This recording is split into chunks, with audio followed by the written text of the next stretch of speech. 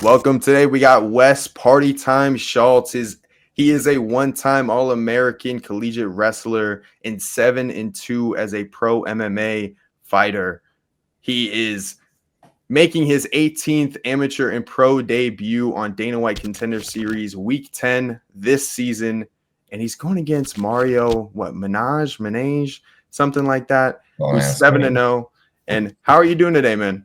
Oh, I'm doing great. Doing great. How about yourself? I'm doing pretty good, bro. Very nice. Very nice. Appreciate the opportunity.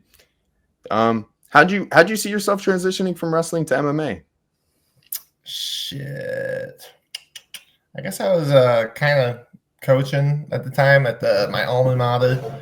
Since I still had like a year of school left, I was out of eligibility, and just alumni was like, "Hey, you should come into like this local MMA gym," and I did that. After about 4 or 5 months of that, I took a fight and I think it was my last college final, then got in my car and drove the way in straight from that for my first MMA fight.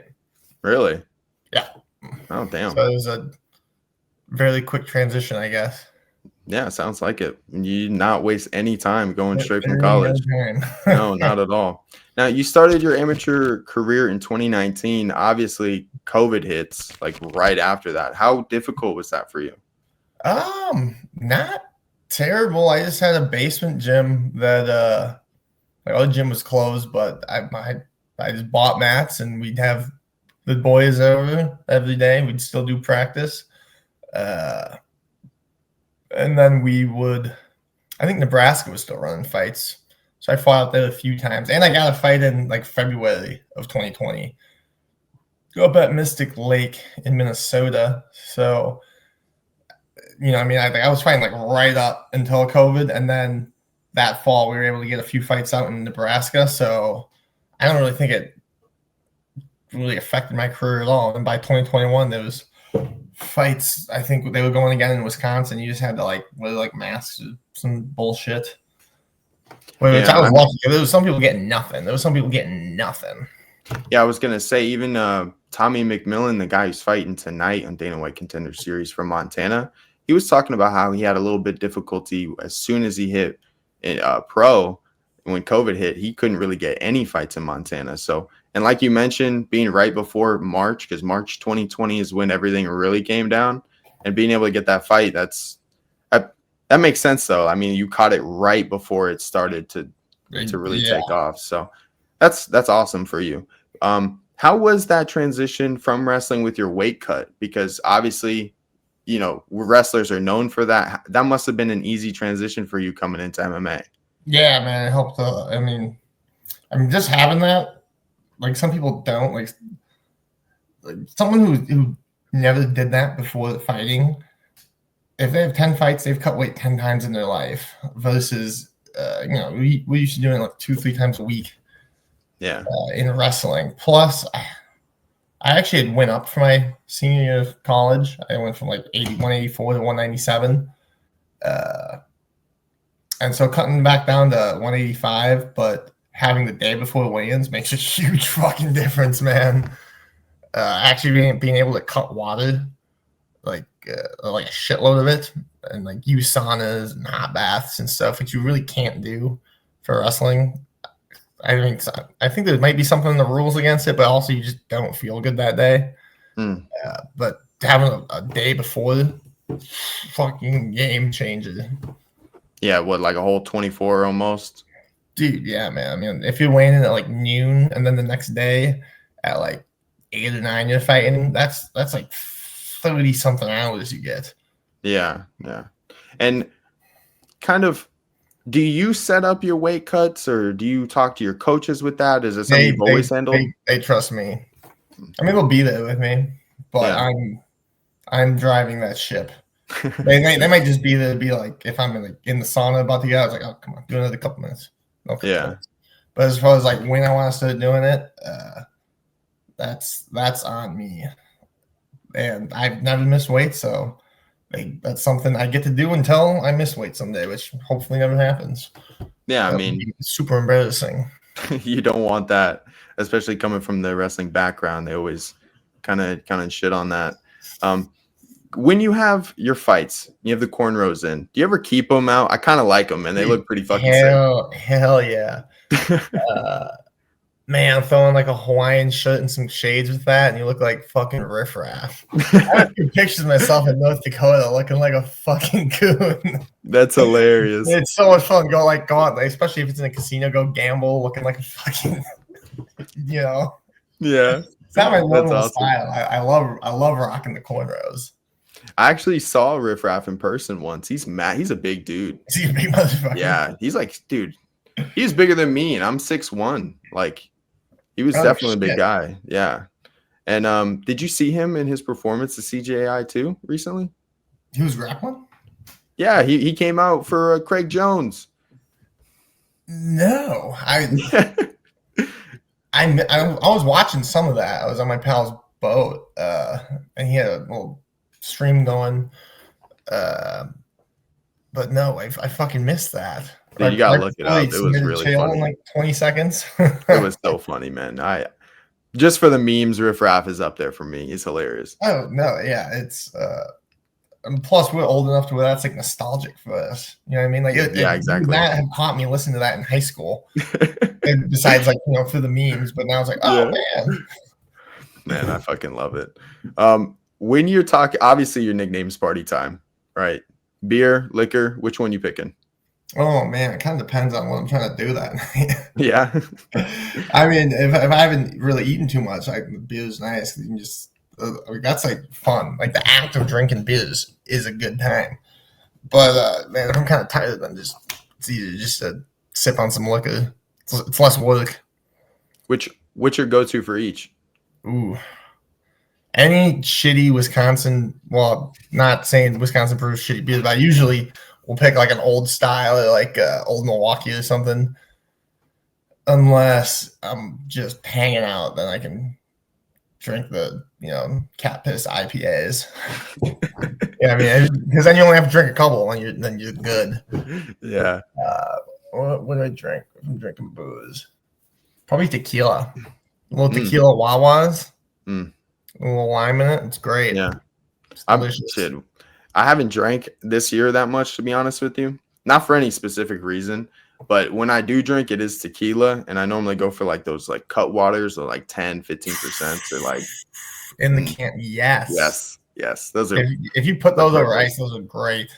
Exactly. I always get those. They're a little thick for me. It's like, oh man, like that water cuts them. I can feel the weight of my decisions of drinking that. You only need like one or two, and you're pretty set for a night. For me, at least. Absolutely, you're totally right.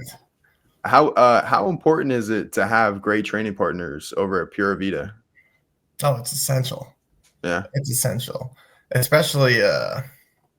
I mean, now getting out of the regional scene, everyone's tough, but fighting other regional guys, thinking like, okay, I fight tough with people every week for a long period of time. Like, I just have to go deal with this guy either for 15 minutes or just get him out of here quick. It's a huge mental advantage. Massive. Which, I mean, I'm sure it's why people go to these super gyms and train with all these crazy good dudes. It's the same type of reason. Like, you're probably getting beat on in the gym, but when you actually go out to a fight, it's nothing compared to what you're dealing with in the gym. Yeah, that makes sense. For some, it doesn't necessarily always translate. Like, you'll have your Demetrius Johnsons where he's facing like financial advisors, and Matt Humes, his coach, he's kind of just like by himself, and that's not necessarily always going to work for everyone else. So I figured I would ask. Now, Sure. How was your experience over in Extreme Couture in Vegas? Oh, that was a good time. Yeah. Just getting out of the people that we always train with and seeing how we stack up with better guys. And also, man, it's just fun spotting someone for the first time that you don't know what they're going to do. They don't know what you're going to do. Mm-hmm. So maybe like a move or like a trip or something I like that.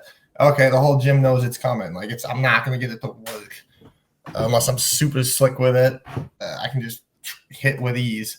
But on the backside of that, I mean, if I am spawning someone for the first time, they're mad good with heel kicks. Like I'm not gonna know that's fucking coming. I'm gonna get smoked with that. So hopefully a good training partner, kind of pulls that at the last second. Yeah, I mean, obviously you don't want to go in there and fight it out in the training room. You know what I mean? It's all about getting to that big show and not getting injured prior to. So having those important training partners, anytime going into a new gym, just coming with a ton of respect is huge to make sure that it's just it can be intense, but it's still a training session. You don't trying to prove anything. Yeah. Well, shit. Sometimes there's some guys that try. A lot of the time. Yeah. But you can either like match their energy and then it just ramps up, or you can kind of calm it down. There's ways to. Yeah. How was your time at the Apex? I mean, like obviously going to the Apex, they kind of have everything there. It's like a one-stop shop. So comparing that to regionally, how much of a difference in experience was that for you? Are you talking for like shoots or for like last year fighting? Well, I mean, just in general, like whenever, because you were on Dana White Contender Series last year, and when they go there, they have like all the photo shoots there, all the interviews there, everything is set up there. Where regionally, it could be way different, right? Yeah. How's that experience? I mean, doing the shoots is fucking sweet. All the people that are fun to talk to, and I enjoy it every time. The fight's kind of strange because there's no music or anything, no real crowd. You're seeing people that you usually see on TV, but in real life for the first time, and it's like, holy shit. But I went there, I think the year prior. O'Day took us when I was in Vegas the year prior, and he showed us all like the actual like athlete parts, because you don't get access to that when you're on Contender Series. But he took us there and like showed us all the facilities and stuff that they get to use, and that was fucking neat. That's cool. That's like a free tool you get to use. But yeah, it's crazy how much content they can just pump out of there. Because I mean, it's a big building, but it's not like a massive building. It's not like an arena-sized building, and they do a lot out of it. Yeah, and being able to hear like the announcers, your coach, their coach, everyone. I mean, that's clear. Like you mentioned, it's clearly a different experience while you're in there. Like, does that throw you off or nothing? I mean, I listen to my coaches. I listen to their coaches too. I remember, I think it was Chris Curtis yelling like, "Oh, he's tired, like kick him again." I'm thinking like, dude, shut up. You're right. Fucking cut me some slack here, man. Right. I'm fighting for my life, man. But, that's hilarious. Your last fight was 5 months ago. Being able to just train for 5 months, how much do you think you've grown since then? Oh, massively. Yeah. Massively. But I think I do my best growth. I kind of do like generalist growth when I don't have anything booked. And I try not to I try to get like a max 6 to like 7 sessions in a week. Just so I'm ready to, I'm always within like a couple weeks of being within like good fight shape.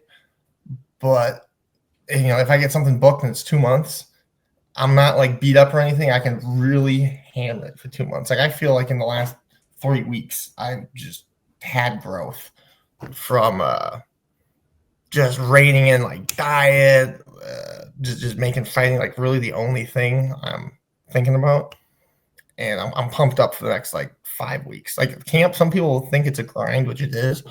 But if you do it correctly, it can be just a blast, because like you're seeing your friends and your training partners way more than you do the rest of the year, and it feels like I'm like fucking 15 again, trying to get good at wrestling. Yeah, I'm working less hours, and I'm just pretty much fighting for the most part. I mean, like who else gets to do that with like barely any responsibilities? I don't have any fucking kids or nothing. So it's lucky. I'm glad I get to do it. No, that's great to hear, because having that mindset, some people having the opposite mindset could be a detriment to their training, focus, everything. Then getting to that fight, being, not being able to perform like they wish they could have because of all this weighing on them. So that's awesome to hear that you have the opposite, where it's more positive and you enjoy it every single day. Like, this isn't something you wake up and seem to dread that you have to go do. You seem to be able to enjoy that you get to do this, and Yeah, that's awesome, because that's most important. and it makes the fight when that comes, it makes that way easier dealing with mentally. I had a high school coach that would say he always used like a test as an analogy. Like if you studied for a test like a lot, like and you're ready, you're excited to go fucking go get that out of the way. It's no big deal. Versus if you didn't do shit for it and it, Yeah, it's like walking to an execution. You're exactly. dragging your foot. It's like fuck, I gotta get spanked. Exactly. And fights are the same way. I mean, I guess that applies to a lot of things in life, but for me, it applies to fights. When it comes to your opponent, do you like to take that film study and like be more of a student, or do you enjoy like your coaches dealing with that and not necessarily having it, like some say, would overwhelm a fighter, right? Yeah, I let my coaches deal with that for the most part. I might watch one or two, but with fighting, especially when we're both young in our careers, which I don't know how many amateur fights he has, and I'm probably 15 fights into my career, including my amateur fights, but that's still pretty young, and your game can change. This will be your 18th, and I believe it'll be his 15th. Yep. Yeah. And like your games, like I don't think he's fought for like a year. He could be a completely different fighter. I mean, it's doubtful he's completely different, but if you plan to fight the fighter that they were their last fight, it's almost it's something. There's always something different, and I don't like planning for that. Now, if someone's really active and they just fought like a couple months ago, okay, they probably haven't revamped their game, especially if they've had a lot of fights already. But we're still babies as far as the professional ranks go. Yeah. So you can't just ignore anything they're doing, but you got to take it with a grain of salt as well. At least that's my philosophy. Yeah. And in camp, they don't necessarily, I don't think anybody does. I mean, I've never been in a camp myself, but from what I hear is you don't really have that time to grow and get better. You're more drilling and like focused on this opponent, right? Yep. It goes from when you're out of camp, you're kind of just trying to become a better fighter, and then once you hit camp, it's trying to become like the best opponent for this guy, like the most difficult adversary. Yeah, that makes sense. Specializes. Now, being in Wisconsin, right? You Packers fan? You have to be. You have to be. I never watched football until I went to school in Minnesota, and the first thing I heard from my teammates is, "You're from Wisconsin? Fuck the Packers." I was like, "Who the fuck are you?" I didn't watch the Packers. I was like, "They're great. I love them." You know what I mean? Like, anywhere in the Midwest, you travel anywhere else, and it's just bitter rivalry. So if it may not be a fight, but you'll get dragged into it. Oh yeah, my friend, he lived in Milwaukee for a bit. He's a Vikings fan. You already know how that goes. So he's in the that's wrong why I had to ask. Wrong neighborhood. Which, I mean, I bet you that made him a bigger Vikings fan. Because then he's got to start having stats and shit and look at him and stuff. Like, oh, well, next year will be a year. Exactly. Now, obviously, you already enjoy the lifestyle of being a fighter, but what would you say is the biggest perk of living that lifestyle, like for you? Well, for me, it's a lot of I don't want to say free time, but like a lot of rest time. Like I build naps into my day. Like after this interview, I'm gonna go take a fat nap. And most people, when they get up, the next time their head hits a pillow is gonna be like 16 hours later. I get to get up, go get my workout in, eat, nap, go do the same thing at night, or right now I'm only working like 3 days a week, or I got to go to work after that. I don't have like a 9 to 5 I'm grinding at and then having to work out afterwards, and then try to get to sleep after that, which I love that. And I love that when even if I gotta train early, it's like, okay, I just gotta stay up till like 11 a.m. fucking noon, and I'll be able to squeeze a nap in. Now I did mention that I've watched your other interviews, and I've heard you say that even if you do end up in the UFC and there for a good bit, you're still going to bartend. Yeah, absolutely. It's a good social job. I'm a social guy, so I'm gonna be out and about probably anyways. I might as well be making money.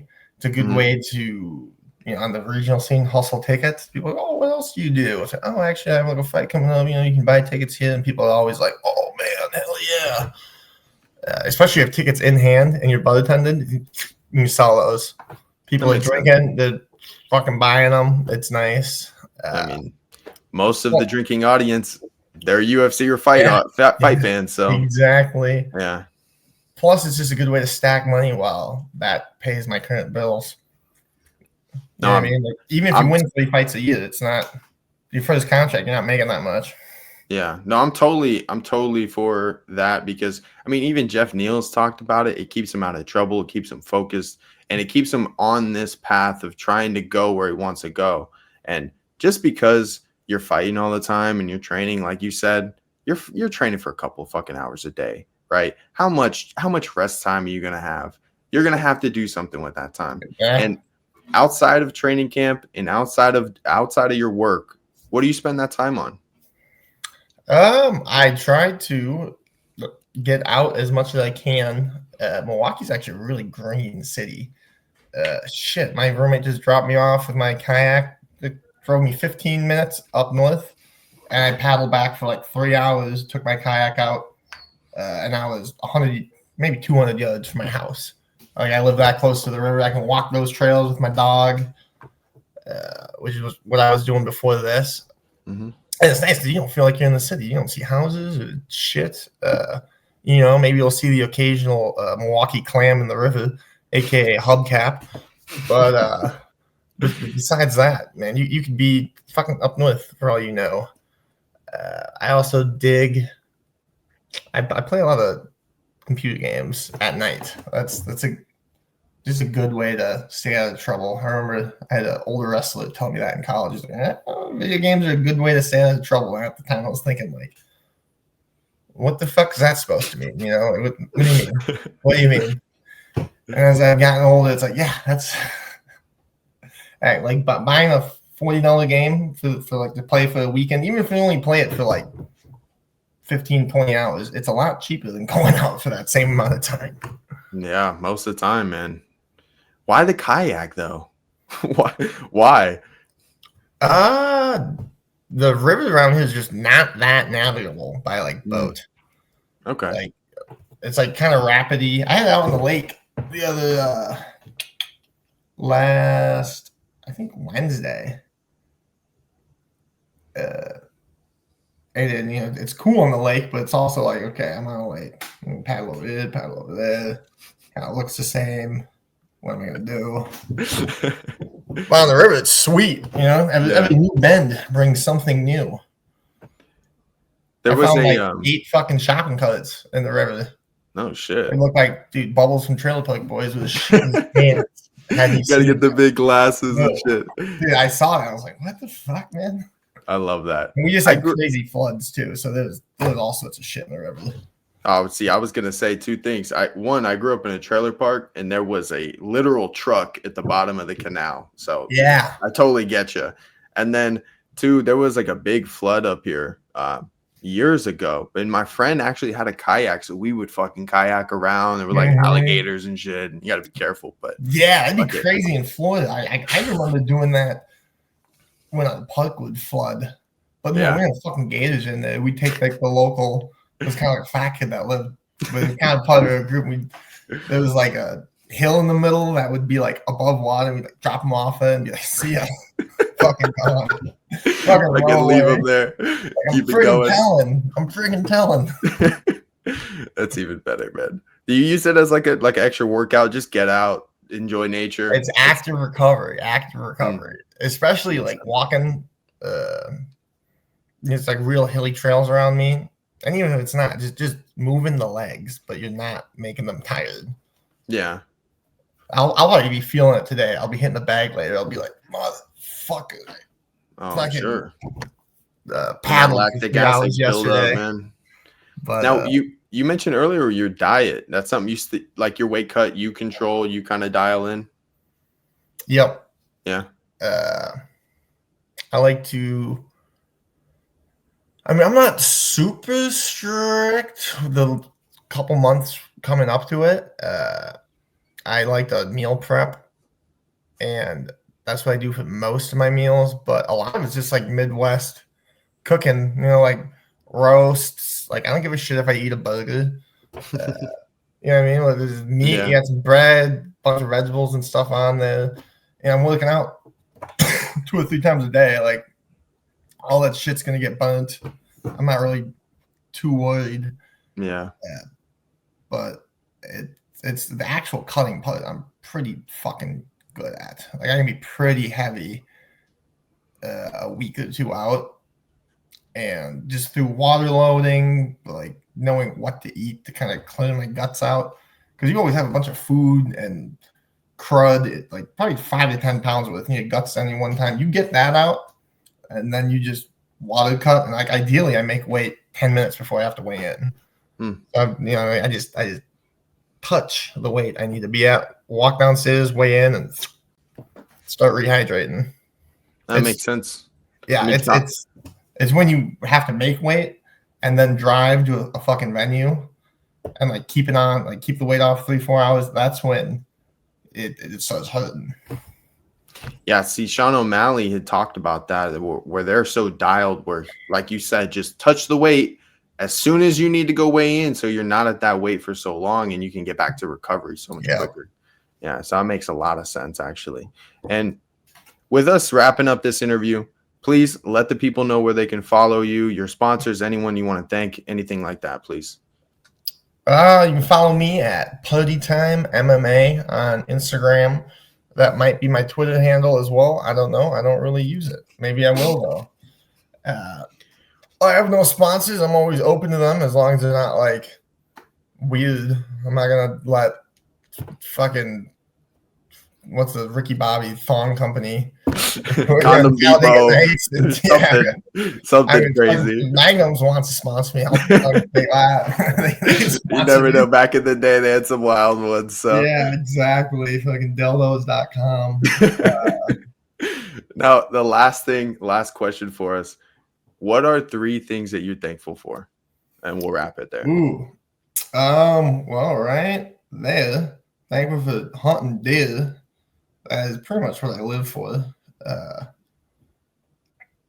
Maybe that's an over exaggeration, but when I think of like fucking 9-10 days of deer hunting, I don't work during it. I just fucking hang out. Get to enjoy your time. Trailer up north and hang out with all my cousins and be degenerates, and occasionally we shoot a deer every once in a while. Pretty cool. Also, my training partners. Like what's the ones people always say? Like thanks for family. My God, training partners, coaches. Hell yeah, brother. Yeah, basically, yeah. And who's Gigi? Get over here. Come here. You got your pup. That's right. Oh, adorable. I love Chichi. I love a good glass of scotch. No. This ain't your dating profile, okay? Love long walks on the beach. Well, I appreciate your time and thank you very much. And I wish you the best of luck on week 10 of this year's Dana White Contender Series, man. Thank you, Alex.